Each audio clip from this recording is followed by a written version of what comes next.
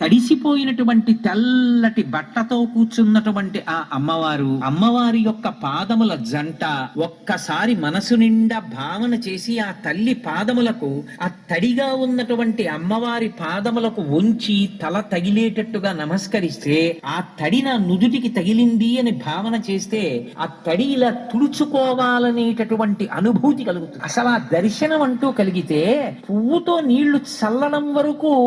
ఉపచారం. దర్శనం నిజంగా దిగ్గస్థిభిక్కనక కుంభముఖావ సృష్ట స్వర్వాహినీ విమలచారు జలప్లుతాంగీం ప్రాతర్నమామి జగతాం జననీమశేష లోకాధినాథ గృహిణీం అమృతాబ్ధిపుత్రీం అని ఆ తల్లిని అలా చూసి, ఎర్రటి కాళ్ళు, తెల్లటి గోళ్ళు, తడిసి కరిగి కిందకి కారిపోతున్నటువంటి పారాణి కనపడుతుంటే ఒక్కసారి వంగి అమ్మవారి పాదముల దగ్గర తలపెట్టి నమస్కారం చేశారనుకోండి,